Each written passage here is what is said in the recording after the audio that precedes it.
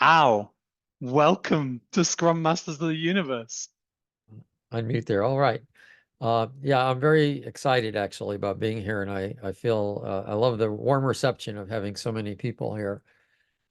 So this is about how to be a great Scrum Master. And my experience is it takes more. Sure, I'm sharing. Here we go. It takes more than just knowing Scrum, and I'm going to talk about some things about this. So just a hair about me, not too much. I've been around the block a long time. I was not at Snowbird, the original Agile Manifesto signing, but I was at the 10th anniversary of it. And the reason I think I was asked was because David Anderson and I had created Lean Kanban University, of which I'm no longer affiliated. But I've been at the forefront of a lot of things: XP, Scrum, patterns, Lean Flow, Safe, value stream management. I don't do anything with Safe now either for a variety of reasons. Discipline Agile, when I joined the PMI, I brought in what I called my Flex system, worked with Scott Ambler and Mark Lines. And unfortunately, that stuff's kind of getting embedded, I think somewhat lost inside the PMI. But if you have an interest in Discipline Agile, let me know, because that's something that's still kind of in my work. I've got a variety of books I've written, and there's also this being an effective value coach. I'll talk about that a little later because you can get a pre-release copy online. The purpose of this talk is basically to become aware that there's a lot to know, to get you interested in learning it, to give you a path to learn it, okay? And that you can also learn it in stages. So I've been called getting a drink of water from a fire hydrant more than once. And that's because I'm like getting a drink of water from a fire hydrant. So if you feel a little overwhelmed or there's a lot of stuff, uh, don't worry. I'm going to actually give you some paths, places where you can get a lot of self-learning and even some guided self-learning at no cost. Plus, if you want to join some of my advanced things, that as well. And the intention is to get people the information they need when they need it. See, this is one of the things. The approach, and I see in a lot of the agile spaces, is either it's like, well, Scrum purposely incomplete so you can fill in the gaps, and Safe where they just throw so much at you, it's overwhelming. Neither of those are good ways of doing things. Uh, so what some of this talk is based on this.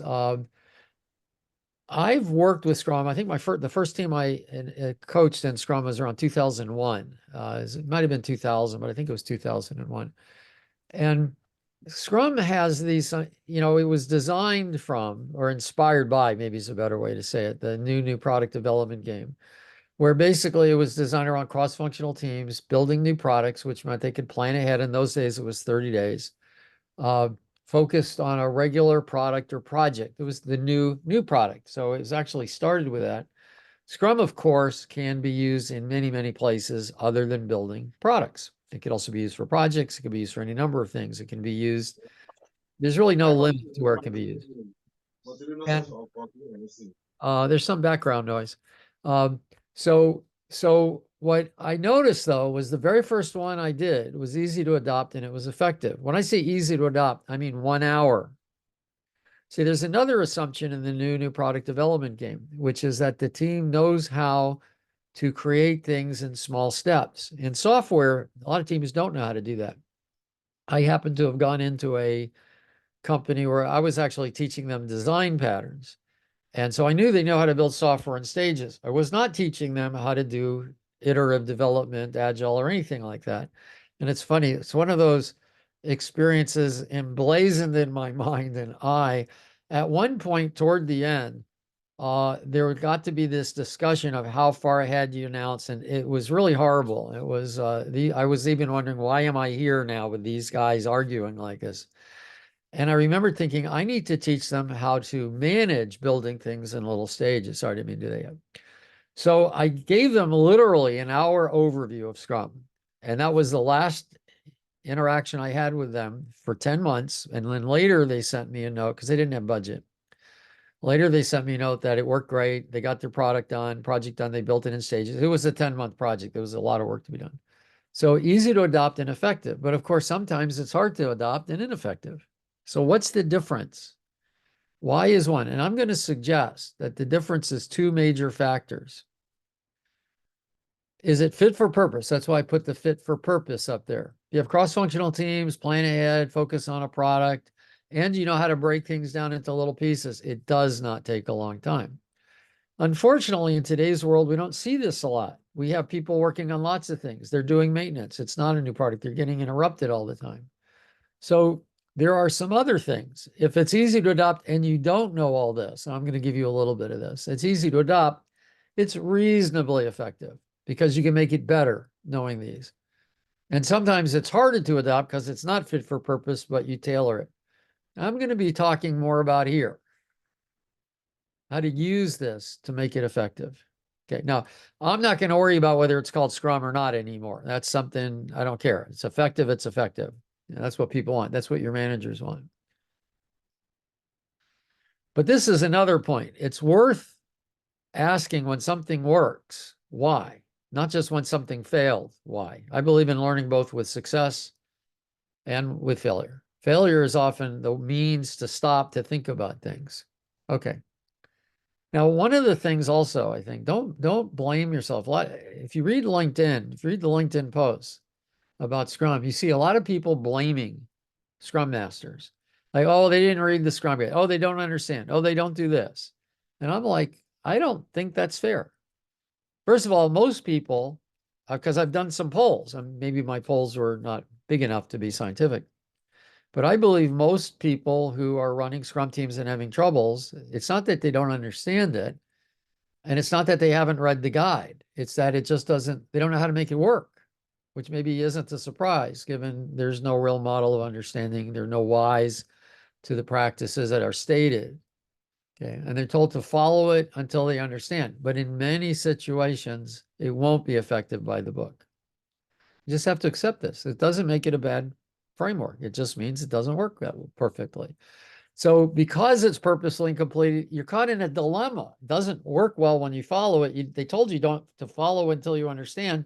They're told not to change it. So teams never understand. And at some point, they hit a wall of frustration. And that's where Scrum Butt comes in.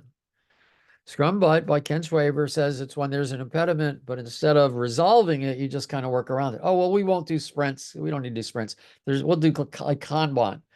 But Kanban is not Scrum without sprints. Kanban has a whole bunch of other stuff. So you cannot just drop a practice and say that's going to work. You have to know the why of the practice. Why are you doing it? And then see a better substitution for you. The tragedy of this, it doesn't take much. Now, when I say it doesn't take much, I'm going to point to these things. I'm not going to teach them all to you in 45 minutes, but I will give you a method to learn more as we go. And when I say it doesn't take much, I mean, it's really a few hours. That probably takes you an hour here, an hour here, an hour here, because you got to learn something and try it, learn something and try it, learn something and try it, not just get it all involved in a day where most of it's gone when you leave. So here's the question. How do you know what you know? You know, is it just knowledge or is it an hypothesis? In other words, is it something you think, but is just a thought? Or is it something that's been validated theory that we know this is true? See, I know if I let go of this pen is not a question. If I let go of this pen, it's going to fall. That was not an hypothesis. I did not have to run an experiment. I knew that was going to happen. Okay. So validated theory based on evidence. So what is this validated theory that's known, but not taught in, it's not the basis of Scrum. And I want to talk about that. But here's another thing that's interesting. I'm sure you've all heard this. There's what you know. There's what you know you don't know. And what you don't know, and you don't know it. Okay.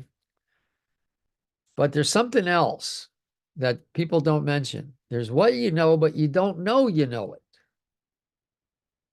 Tacit ambient knowledge. Have you ever had the experience you don't know something, you can't figure it out, and somebody makes some comment and you say, oh, yeah, I remember that. Oh, yeah, now I understand. You ever have that experience?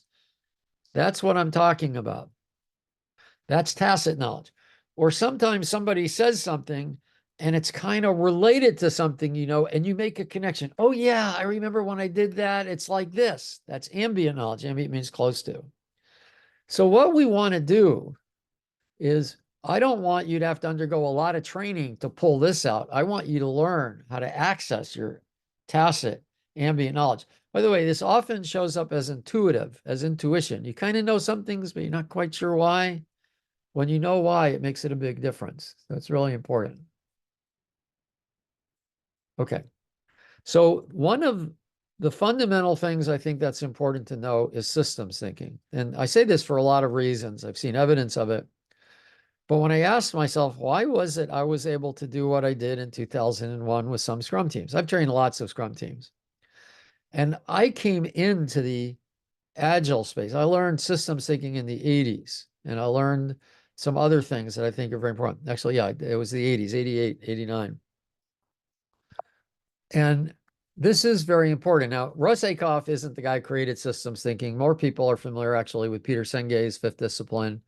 But I love the way Akoff talks about it. So I'm going to start with this, that, you've got to figure out the right problem to work on. We fail because we don't get the right problem. We could have a bad solution to the right problem, we'll course correct. But when we're working on the wrong problem, we have a problem. That's the problem. Our ability to solve a problem is also what we think is feasible. It's like Henry Ford says, if you think you can or think you can't, you're right. So if you don't think something's possible, you're self-limiting what you can know. Okay. And you rarely, and this is really the key, you rarely improve an organization as a whole by improving the performance of one or more of its parts. The idea that you get Agile at scale to work by getting teams fitting together and working up is actually not a good approach. I'm not going to go into that today, but it counters a lot of well-known large-scale design and networking principles. I'm a big fan of Christopher Alexander's timeless way of building, and I have videos on that too, but I'm going to do a public webinar on that sometime soon. Something I teach in my ACE program. So you've got to look at it holistically, and that's part of what systems thinking is about. Systems are defined by the relationships between the components. See, if I took the best parts of the best cars and put them together, I'd have a pile of junk. I've never tried it, but I'm pretty sure that would happen, and you could easily see why. Carness exists in the system as a whole. It's how it all fits together. By the way, this is why team is so good. When you have a cross-functional team, you got all the functions, they all work together. But when you have an organization that's all scattered with different motivations, it doesn't work so well. So the essence of systems thinking, this is not all there is, but it's a system defined by the relationships between the components, not the components. That's why great teams by themselves will not get you a great organization. The teams have to work well together. And notice, by the way, that the way teams work together is different than the way teams work inside a team. Inter-team and inter-team are two different things. Fixing one part will not help the other. Silos. In an organization with the silos, you might fix one silo. It doesn't help anything else.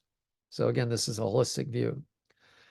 This is an important one, especially for Scrum Masters. The system causes most of the problems. And therefore, you need to manage the system. In fact, the role of management I'll talk about later is to improve the system. You've, I'm sure, been in this situation. If you've ever worked where your team is scattered all over the place, and maybe you even have developers and separate testers, which is not a good thing, then it's harder to get testing and development done. It's not the fault of the developers or the testers. This is one of the great things about Scrum is you don't have developers and testers. You have the team. It's really good. But if you don't have that, then that's causing you problems. The thing to remember is when something goes wrong, then you don't look for someone to blame, which is called human nature. You learn this as a kid from your parents, probably unintentionally. Something goes wrong. Okay, who did this? Who broke this? Who tracked mud in the house? Things like that. So we have a lot of emotional attachment to feeling that we're being blamed, and we turn it around on people around us. We got to learn not to do this. As a Scrum Master, you've got to look what caused these people to act ineffectively. In other words, you don't say who to blame. You say what caused the system, the way they're in, to act ineffectively. This could also have us break up silos. Okay, that's also very critical. Okay, now here's the problem. Most organizations are organized hierarchically. And notice what happens when you're a manager. You're going to look to see, who are my people? How are they working? Are they busy? Are they occupied? Are they working on the right stuff? But they're very localized to something. Okay. Who's managing the value? See, these guys, these people are managing their silos or their teams. They're not managing across the thing. Remember, fit for purpose. If one team can do it, then this is all maybe in one place. But most companies have most teams having to work across the organization to some extent. And this causes a variety of symptoms and problems. So there are two lessons here. The situation we're in can affect us, and delays in the workflow.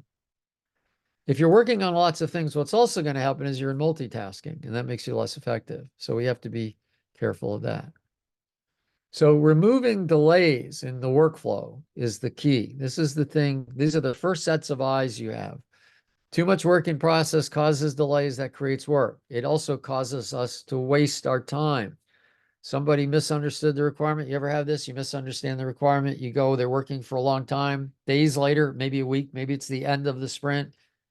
You discover they were working on the wrong thing. All that time wasted. This is why feedback is so important. If we work within our capacity, see, too much work in process has us multitask. It creates waste because we don't get things done. But when we work within our capacity, we get quick feedback, eliminate waste. So this is where we want to be. Now, Scrum addresses this to some extent. It addresses this by saying we're going to time box how much work we can do in 2 weeks, right? So theoretically, that works. Well, we got 2 weeks worth of work here. Let's get it done. But some teams, what they do is they just open up a lot of stories. It takes a long time to get a feature. Like I might take a story on a feature at the beginning of the sprint, but I don't finish the the feature till the end of the sprint.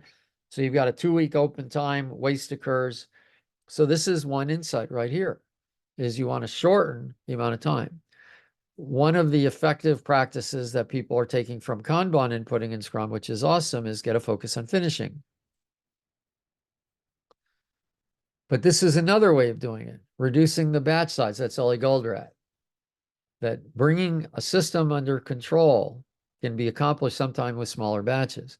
Now, there's a practice that we learned years ago, 2 decades ago, from Software by Numbers. They called it MMFs. But it's gone through a variety of terms. And basically, we call these minimum valuable increments. And in discipline Agile, is called the minimum business increment. That's what we called it at Net Objectives. But in MVI, think of it as the smallest increment of value that can be delivered that makes sense to deliver. Now, this is important because it means if I'm in a sprint and I've got 2 releases I could do, I'm going to focus on getting the first one done, then the next one, okay? Features usually aren't MVIs. Features are usually like fast forwards a feature, but without rewind, it doesn't help you, okay?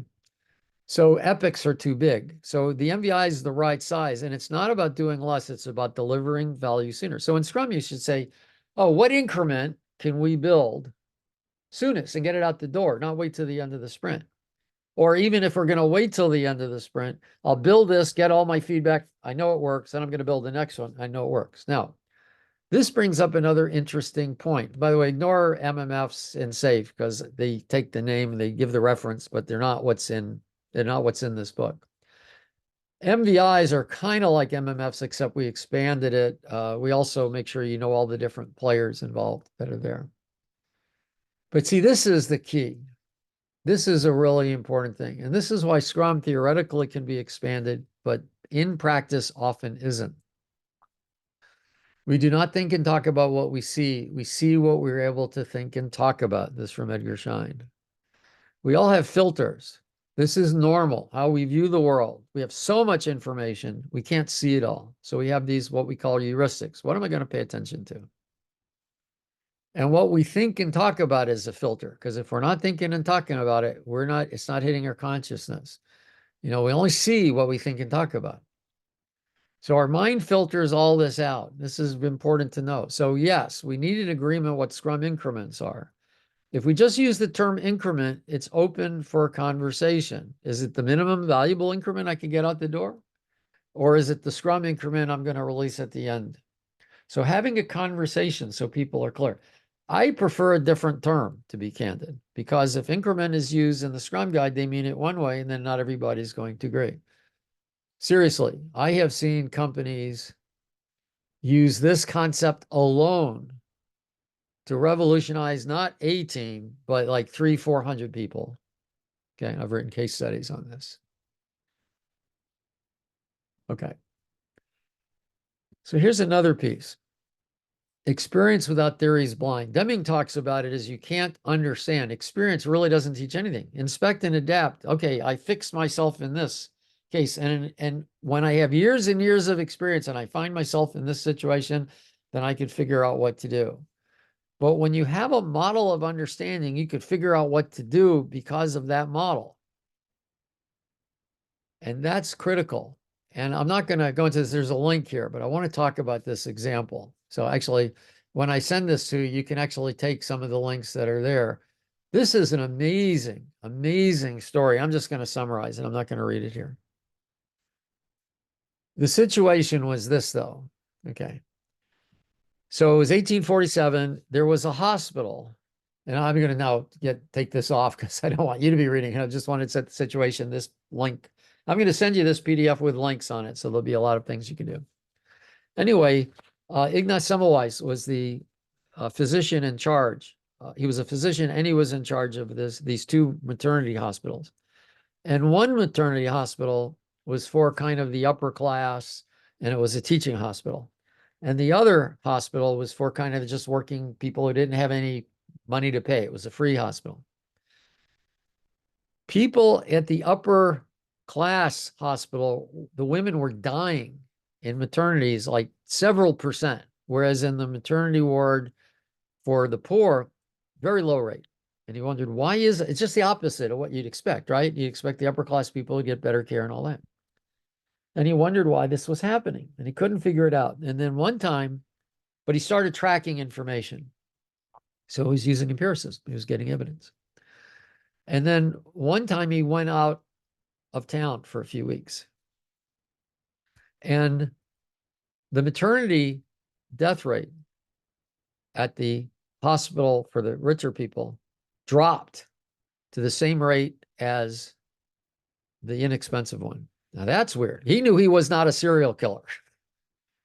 Why, when he left town, did the maternities, the death rate, the mortality rate of the two hospitals become even? And he thought about this. So he thought, well, what's different when I'm in town versus when I'm not in town? And the difference was when he was in town, this was a teaching hospital, as I mentioned, they did postmortems, which meant the doctors were doing autopsies. Now, I'm not saying they didn't wash their hands like with soap and water, but they didn't disinfect their hands with lye because it took a long time. And even though there was no theory of germs at the time, he was just trying stuff, and it worked. Once he instituted a process of people wash their hands with lye, the mortality rate went down to being about even. The problem was this: he had no theory to explain it. Germ theory didn't exist. Why did this work? Nobody knew. It did work. What's interesting is that nobody did anything about it. They did not adopt this practice. The administrators hated it because it took time away from the patients, and the doctors hated it because they couldn't see as many patients. So if you don't have a model of understanding, it doesn't work well. Ellie Goldratt once said, understanding that control is less a factor. I'll get to, I can't remember right off the top. I'll get to, but he talks about you need understanding. Otherwise, you're going to go back to your old habits. So this is really, I'm going to introduce what I call the factors for effective value streams, which is how you can tell if something's better or not. And he claims, and I agree, I've seen this. I've worked on this for 20 years now. I didn't quite get it until 2019 when I read the book, The Choice. It's brilliant. The root cause. So I know Scrum is based on empiricism, and yes, we're in a complex adaptive system, but he's saying there are a few connections, cause and effect, in knowledge work. Now, he doesn't say we see them. Obviously, we don't see them. In a complex environment, you can't see everything that's happening. You can't see all the interactions. But I want to point this out. I would suggest experiments only are needed with the product. In other words, we may need to fail fast to see if our product is valuable, but we shouldn't need to fail fast whether a change to the workflow will be an improvement. Complexity obscures us from seeing all the things. Let me guarantee you this. If you have people who are working together and you throw them in different time zones and they're supposed to be collaborating on a daily basis, they're not going to work so well as if you put them together, or at least in the same time zone. If you have a person working on 5 things when they work better working on one thing, they're not going to work as well. Those are absolutes. If you inject delay, interrupt teams, and you've seen this as a Scrum Master, right? You've seen managers come in and inject delay, demean people. That is not something you have to run an experiment about. When I'm driving in my car and I decide to change lane, I'll say, oh, I'm going to run an experiment, see if I hit somebody when I move into this lane. No, I know how to do it. I do it. Complexity makes it some other things obscured. But as I try things, I can learn what's complex and what's affecting me so the improvements emerge. There are also 2 types of predictability. There's micro predictability. Is it going to be red, green, black? I don't know. That's micro predictability. I got this from Don Reinertson. But we know more money staying at the table in general. That's macro predictability.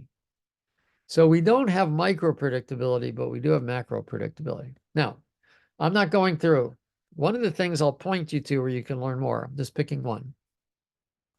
From all this, I have kind of selected, observed, saying there are first principles. The first principle is a principle that basically stands on its own, like delays in the workflow and getting feedback and taking advantage, and delays and taking advantage less and cause waste. This is true on its own. Consider that for a minute. Where did delays in the work just stopped for a few days, then we came back to it, or that makes people unavailable, or I didn't get feedback, so we worked on the wrong thing, or we didn't take advantage of something we could have. This all creates extra work, doesn't it? It has us waste our time. This is what I mean by first principle. There are 9 others. I zoned them out because I didn't want to see them. I'm going to show you where you can get more information on these. Now, when you take these first principles, and this is what I did after I read the choice, is there are what I call factors for effective value streams. These are not first principles. These are kind of like guidance. These are what make value streams effective. So one of my favorites is this: getting actionable feedback quickly on your product and how you are working is a good thing. Why? Because it counteracts the delays that I'd mentioned. Again, I've picked 10. There are more than 10. There are more than 10 first principles. But when you get too much, you get overloaded. So this is a good starting point. Here's my contention. And I want to consider this and take questions on this if you don't agree or you're having troubles connecting the dots. I suggest, because I've done this, I've helped other teams do this. This is one of the things I do, that we can use first principles, factors for effective value streams to make things fit for purpose. In other words, if we know the why of something, like why do we like cross-functional teams? Then if I don't have a cross-functional team, can't get a cross-functional team, or it's possible it's not a good idea in this situation, which does happen, then I can overcome that. There are things I've come up with, and others too, shared team member, borrowed team member, where I get the intent of the cross-functional team. So I also need to know the hows and whys. Should I use sprints or daily time boxing? Sprints are not universally applicable. You ever been on a Scrum team where they're getting interrupted all the time? You plan 2 weeks ahead, but man, you get interrupted and you can't do it all. Not because you're not effective, but because you're getting other things happening. How do you deal with interruptions? How do you work with management? These are important things. How do POs, that's supposed to be Scrum Masters, teams work together better? Can you relate to what I've been talking about? I'm just going to pause. You can put things in the chat if you want to. I'm going to take a quick look at that. Yeah, this is great. Any questions? Al, do you want to be taking questions live or from the chat? I can take them from the chat because some I might want to defer, but just throw them in. What I really want to know is you can relate to what I'm saying. I'm trying to show you both the problem you end up in and a path out.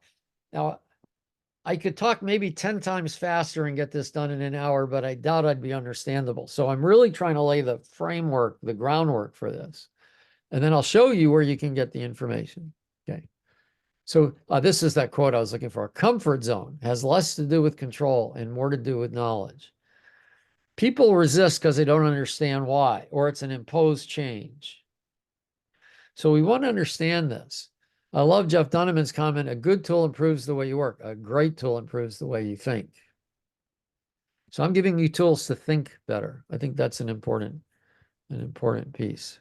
We have a question. How do you deal with constant interruption? Well, The context is a software environment, so non-software. okay, well, one of the things is who's interrupting you. So this is, let's go look at this. So this person is interrupting me. But remember, the other piece of this is to believe that people are good. And if they're causing you problems, it's not because they're malicious jerks. I'm not saying there aren't any malicious jerks out there, but they're not as many as you think there are because they just show up that way. But then we realize, well, what's the situation they're in? Remember, they're under pressure. They have people yelling and screaming at them, so they can yell and scream at you better. So you get the downstream yelling and screaming. But when you realize that, then a lot of their comfort zone has less to do with control. They don't have the knowledge to understand. Now, I actually have a few slides that teach you how to teach managers that interruptions are bad. It's not just, oh, they think, oh, it'll just take you a couple of days. It'll just push things back 2 days. No, that 2-day interruption will create wasted work. So that 2-day interruption might cost us 4 days, but they don't know that. Now, if it's really critical to make that decision, then they would. So that's a great question. And that's how you can use these. That's how you can use what I've been talking about to not only know it yourself, but then to explain others. Okay. So this is where management's important. Boy, perfect segue here. So what's interesting is Scrum was inspired by the new product development game by Nonaka and Takeuchi. Nonaka, 2 years later in 88, wrote this thing called Toward Middle Up-Down Management. We talked about business intention, the development, creation. Middle management was supposed to be enabling this, and as time goes on, you continue to improve this. This was in an article in Harvard Business Review. You can Google it, you'll find it. Toward Middle Up-Down Management, Accelerating Information Creation. And this has been ignored. Management's role in the Scrum world has been ignored, except other than to vilify them, chickens and pigs and other stuff, which I think is really detrimental. Management and teams have to work together to fix the system. The teams know what's going on, but management has the overarching view. Remember that value stream picture? Teams can only influence. Managers can actually help make change. Okay, now there's another important piece. I talked about value streams in development. There's also the customer value stream. In other words, we might have a system, but people go in and out of it. Let's say you want to do a financial investment. You get on your computer, you'll log in, you'll set up your account, you wait for the system. You then, oh, it's interesting. I'll go off and I'll read the newspaper, maybe investigate something, then I come back. A good example of this, a very simple one, is we call this the customer journey. But an example I like to use because I was part of this, I bought a refrigerator, not this model, but something like this. It's really cool. It's got a door on the door. Why is that cool? No pun intended.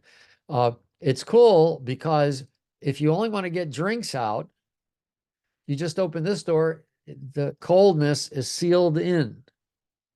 So what's interesting about this is two things. First of all, it saves me money because I'm not opening the refrigerator, losing all the cold. But it makes my life easier because I stock the drinks that I get at a lot often here. So what I have here, I've got milk for me and I've got beer for my kids. They're adults. And, you know, it's great, you know, so I don't drink alcohol too much, but I love giving my kids stuff. So this not only is more effective for me, it actually creates new opportunities. Think about the iPad and the whole music thing that Apple did. They changed the whole customer journey of music. So this is another area that Scrum Masters. I'm not saying your job is not the PO, but if people aren't attending to this, you got a problem. And that's part of the Scrum Master's job, is to help with that. Okay. So I've spent a lot of time on the technical, as I call it, the workflows, the flow, lean, theory constraints.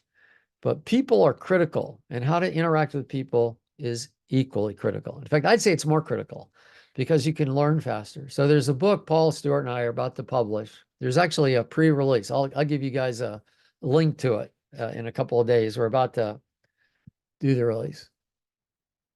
But how to engage in people.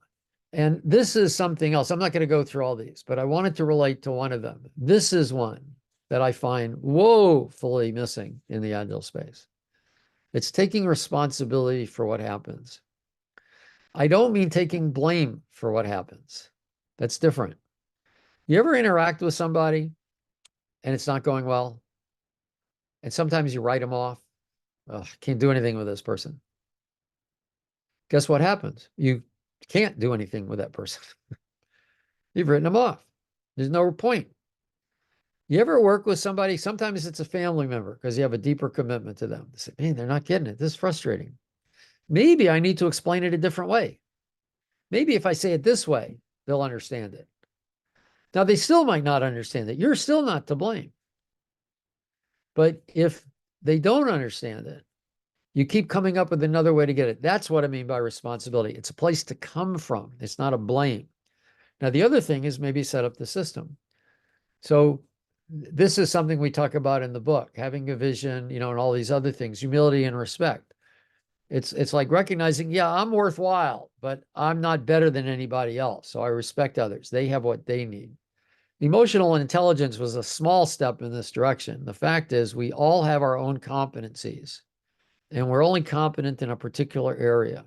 I'm very good in a lot of things. I'm also not very good in a lot of things. That's why teams are so important. Scrum Masters have a good thing about Scrum Masters, if they can start seeing what people are good at and how we bring them together to create synergy so we're better as a team. That's important. I'm going to talk about a couple of things here, and then I think I'm done. So one of the things I've learned are distinctions. See, I just found this slide someplace. See, I'm a dad, got kids, got 4 kids, 6 grandkids.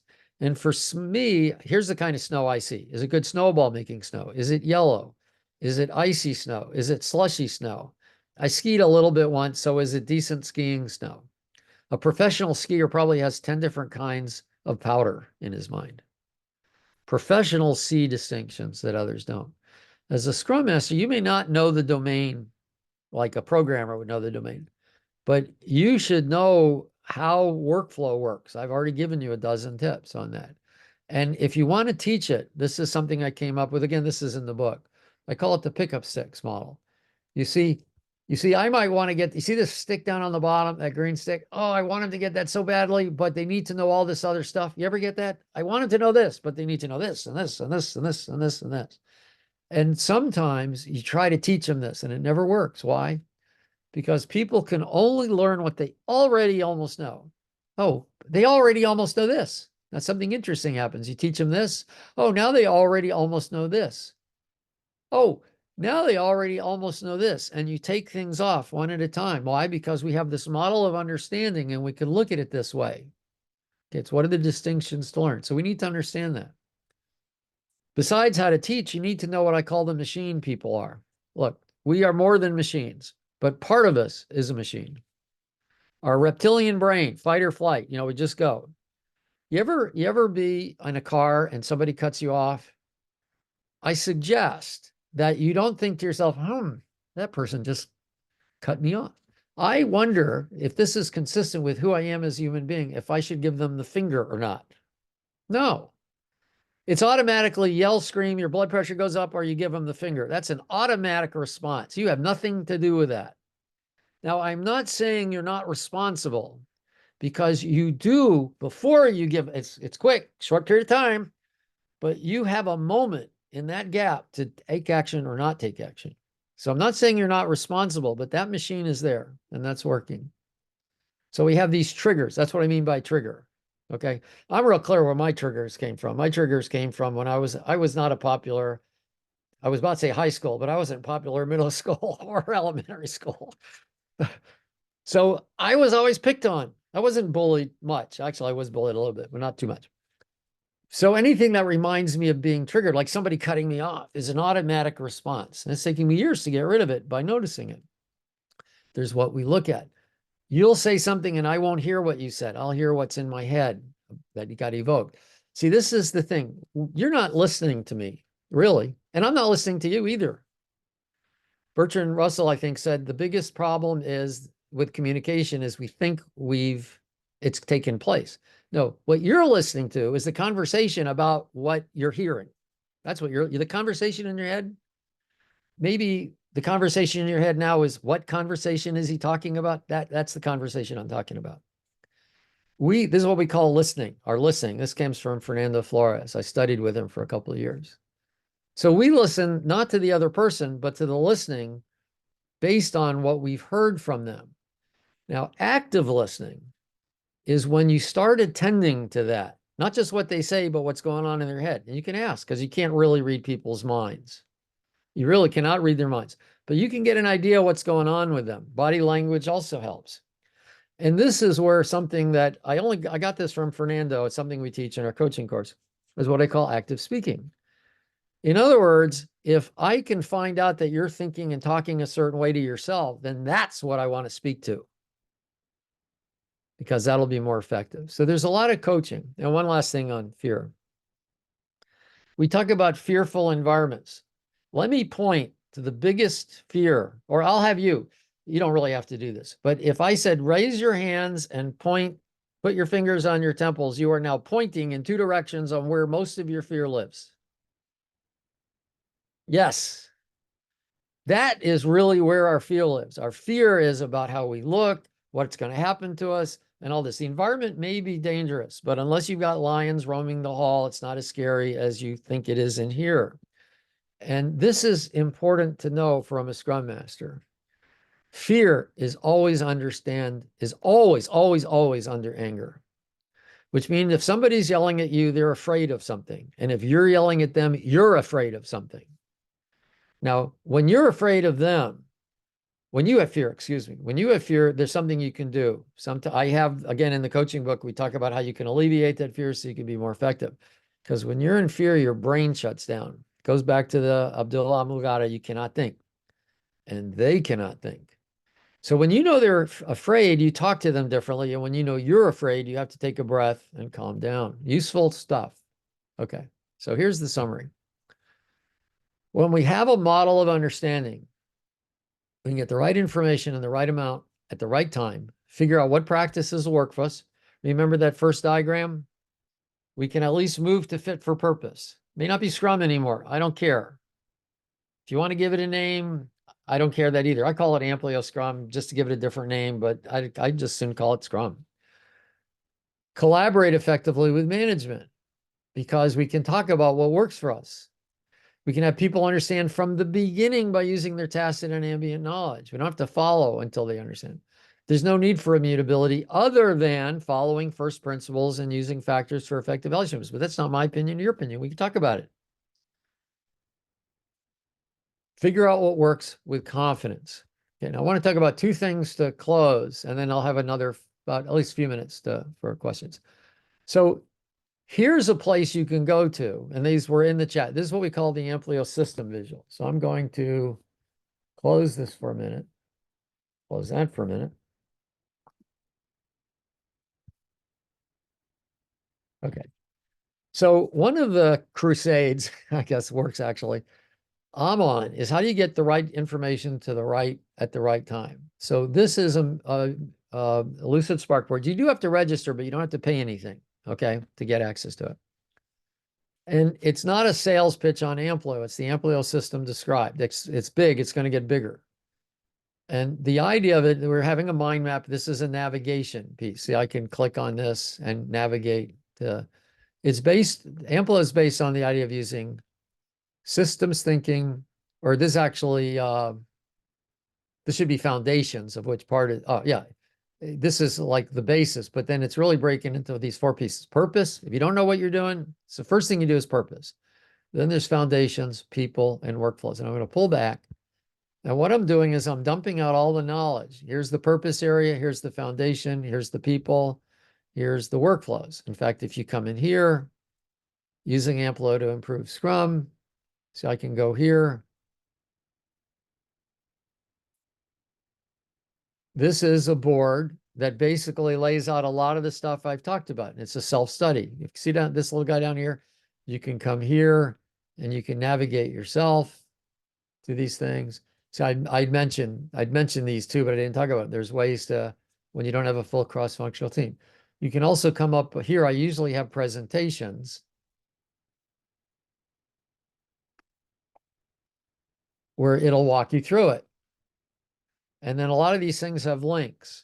So what I'm inviting you to do, I'll come back to the PowerPoint. I just wanted you to see these. Oh, and then in fact, I have a foundations board. See, I had mentioned selected first principles, delays in workflow, getting actionable feedback. Remember, I took those two out. So this is a way to learn the foundations, hours of videos here. Again, come here.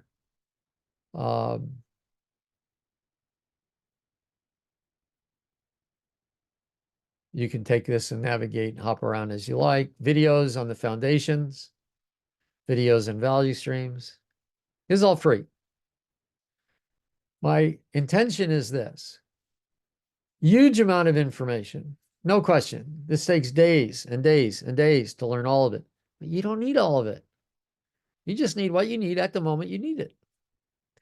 Now, eventually, eventually, I mean, actually in another month or two, I'm going to feed a lot of this into Chat GPT so you can navigate it with questions. But there's a reason that I've got this. So my invitation to you is use this and improve and use the foundations. And now let me get back to this. Then if I have any other time, I will ask questions. Oh, this right here is, I know this kind of sounds funny, but we don't find challenges first in the Agile space. Mostly we sell frameworks that are predetermined. I find that kind of insane personally. These are the 6 steps Amplio is kind of based on. Find your challenges, get the success criteria, create working agreements, recognize manager's role, maybe get a quick start, but create what we call an adaptive framework and give people the right information. So I'm committed to this because it doesn't seem others are working on it. By the way, I want to be really clear. I've never said I have the path forward. I've said I have a path forward. I love theory constraints. I love lean. There are a lot of people using these.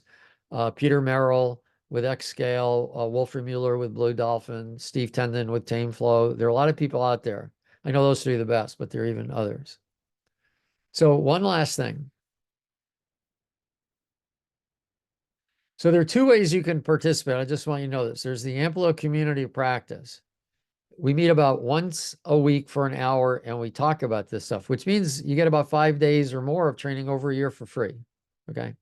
These are live sessions. Or if you really want to get into it, we basically do 4 hours of content, 2 hours of working together, all live. We have a break like we do usually 3 or 4 weeks in a row and then a week break, 3 or 4 weeks in a row. All sessions are recorded. And you basically get this content. But I think what's more important, what people really like the more, is you're working in a community to take a path forward. We work together. I'm not the smartest guy in the room. I got maybe more experience in more of these distinctions, but it's like I say, everybody knows their own stuff. So I have 2 ways of 2 subscriptions. One's a 6-month and one's an 18 a year. And you get to use all the PowerPoints I have in the system. You get to use also lucid boards. We have boards about making decisions and things like that. So happy to have you there. And we have not much, but some time left for specific questions. So I am going to give a PowerPoint with better links and things like that. I'll send that out by tomorrow. And I think to Jamie, and then she could distribute it. So questions? Wow, Al. Okay, everybody. If you have any questions, throw them in the chat. How long do you have, Al? Oh, I can stay longer. I don't think I have anything right after this, and I'd be happy to spend time answering questions. Okay, let's say about 10 minutes max, yeah? That's great.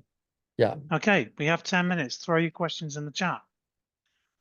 Trying to think, there was so much. Yeah, okay, Joe needs to drop. Write your questions. I'm trying to think of a question myself.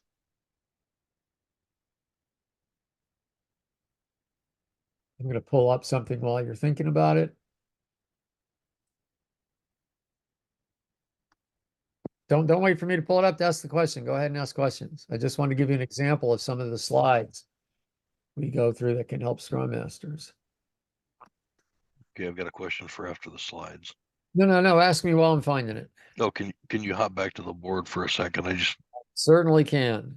You mean this board or the PowerPoint? no, the listen board. Yeah, this one. The big picture one or the using Amplio to improve? Amplio, the improved one. Okay, great. Here I am. Okay. Scroll back into the far left one for a second. One more to the left, please. You mean this? That's as far left as it goes. Okay. Or tell me where to stop.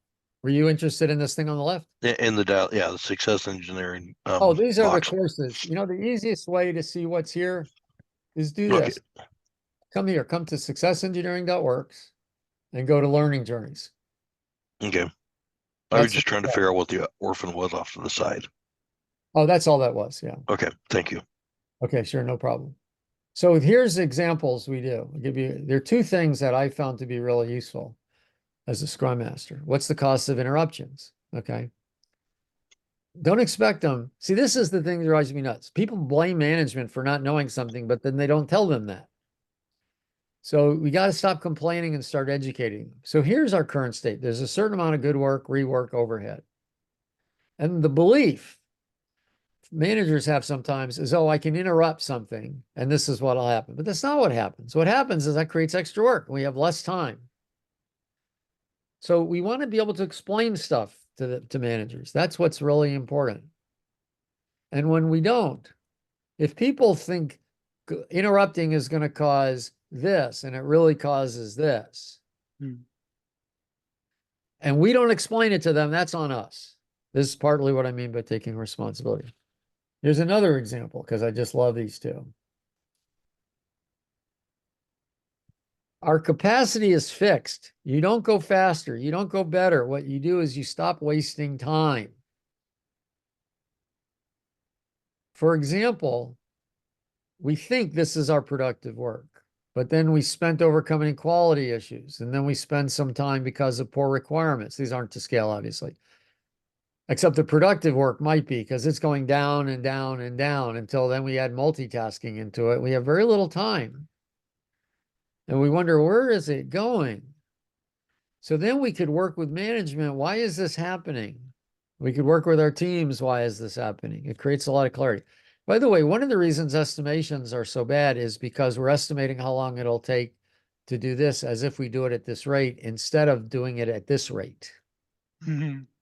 People don't estimate the unplanned for work, which is where we spend most of our time. Okay, let's see. I'll look in the chat, see if there's something. We got else. some questions for great, you, great. Al. Let me read them out. From Kimberly. If a team is not interested in discussing value, they just want to get work done, how could I start the conversation? It's a great question. It's a beautiful question. It's a great question. I have an answer.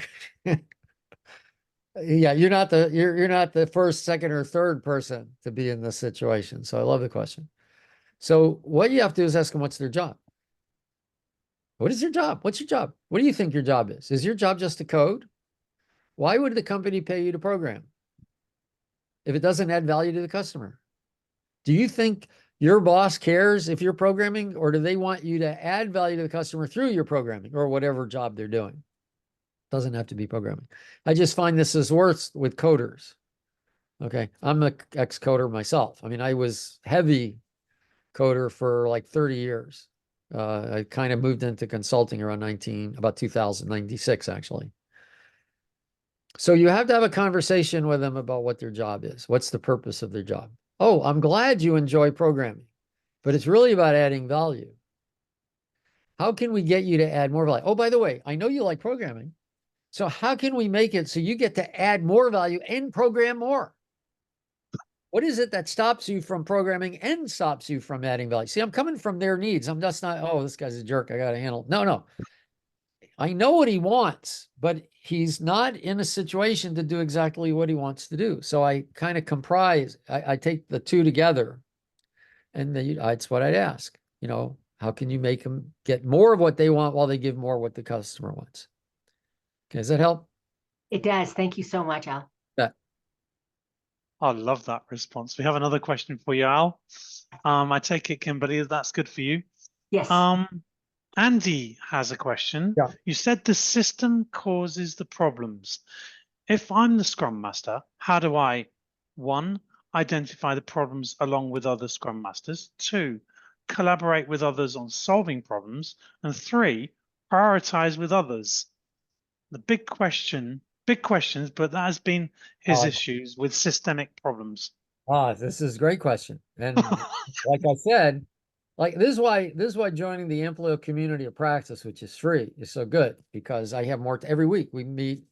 What I do in those is I usually do a 20-minute presentation, not quite this, you know, throwing it all at you, but a 20-minute, and then we have another 40, 50 minutes to talk about things as well. So let me pull this up.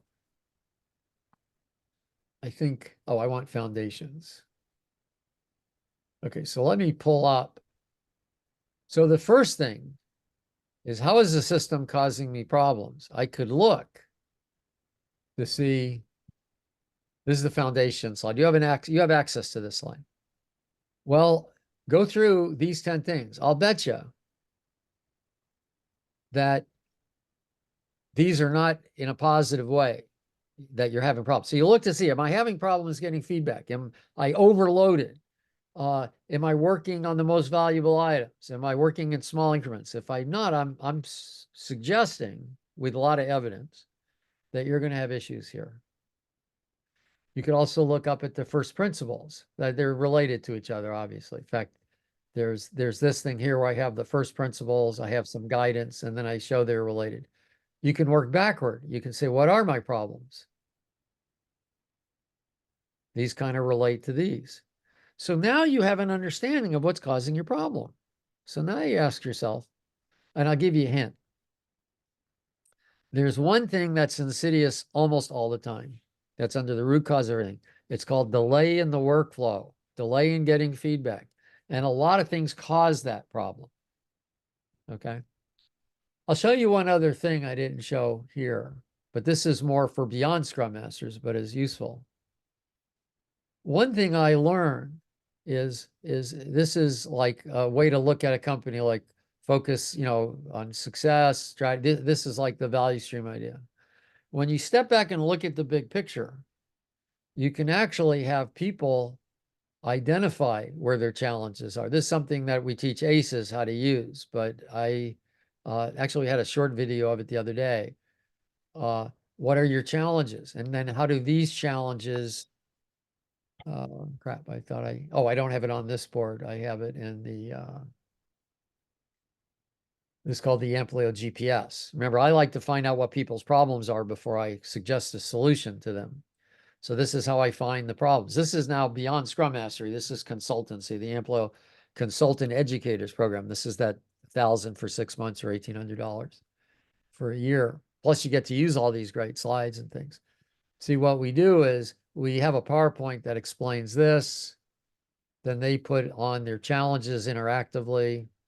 Then you have to take a break and you relate their challenges to this. I have some slides that help you do that, like what you need to do to solve these challenges.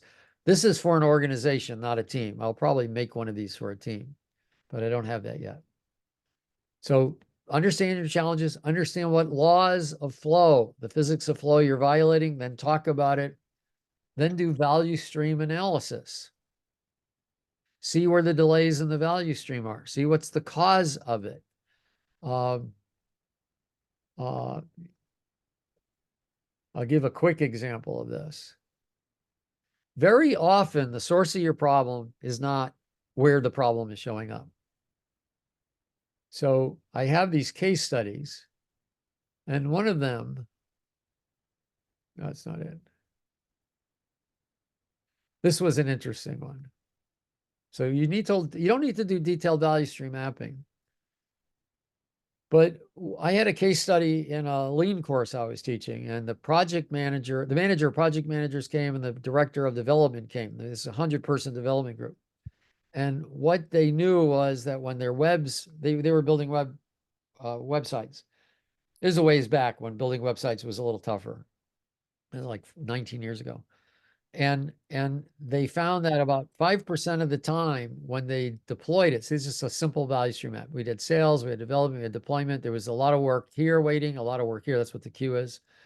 And about 5% of the time, they deployed it, but it blew up here. So obviously their code was crappy. Obviously the development team wasn't doing a good job. And you know what? The truth was there were some things wrong. But when we did 5 whys on it, and I explained this in this, we found that the real reason was up here in sales. How is that possible? Because there were preconditions for the systems that should have been done here. And admittedly, the development people should have been validating it, but they weren't because sales said it was validated. And that lack of work was blowing things up. Literally, 2 people in $1,000 course went back to their company in an hour conversation with sales by saying, you don't get rewarded for a sale, you get rewarded for a successful installation. So you get that systems thinking. In other words, we're not giving them money for this, we're giving them money for successful deployment. That changed sales behavior. This problem went away. $2,000 in a conversation, and they saved 20% of a 100-person development group. Okay, that was maybe one of my better interactions. But I've seen this, and I've seen this with other people because we're doing it the wrong way. We're like, most companies I go into are like driving backwards on the wrong side of the road, complaining how hard it is and how other people won't cooperate with them. Okay, sorry, it took probably longer than that. I'm fine to stay a little longer, but I know you had said 10 minutes. Sales debts. I asked to be able to charge the rework time to someone's bonus. Yes. That got his attention. Yes. And but see, here's the point. Once we changed the enumeration method, I mean the remuneration method, then they realized it was in their best interest to make sure that successful installations were done. Okay, I don't see any other questions, or did you have another one, Marco? I don't see any other questions. I think we've got through all of them. Okay. Thank you, Al, for joining us. It's been awesome. I've enjoyed this a lot. And you could wait until I send the PDF, or just again, success engineering under learning journeys. There's the Amplio community practice. This has changed a little bit, but it's still more or less the way we work. And it's free. You could register from here. Somewhere there's a register button. So you could get here for free. We meet once a week, almost every week, 8 a.m. in the morning on Tuesdays. So that's Pacific, 8 a.m. my time. So that's your afternoon. Well, thanks for having me. And please ask questions. There's also, I'll send you the link to this, a LinkedIn discussion group you can ask questions on. Okay, well, I'm gonna stop the sharing. Thank you, Al. That has been wonderful. Really enjoyed this. Such amazing content. Good. And a lot of people have appreciated you coming, especially us. Thank you, audience. Thank you, everybody, for joining us. Thank you for your questions. Thank you, Joe, for helping me, being our tech host. It was really great. It really went well. Al, will you come back? You asked me. I love talking to groups where people want to learn. You ask me anytime. Be happy to come back. Okay, let us know when you want to come back, and send us a message, and we'll set another date up. Maybe the same content in a after the summer or whenever. Or if you've got something else to share with us, that's great. I noticed that you said that there's a book coming out. Oh yeah, and you've got a pre-release. So what I'm going to do, we're going to be publishing it on LeanPub soon, but I'm trying to. There's already a pre-release, so I'm going to change it again. So it'll be a Google Docs. It'll be coaching. Oh, there's so much good coaching stuff in this. Paul and I both have a lot of experience. I was actively engaged in the personal development community in the 80s. I helped produce them. It was a volunteer situation. Paul is still involved in this, and we learned a lot of stuff about how people act, and we saw some amazing things about how trainers interacted with people. That's what we're called. They're just called trainers.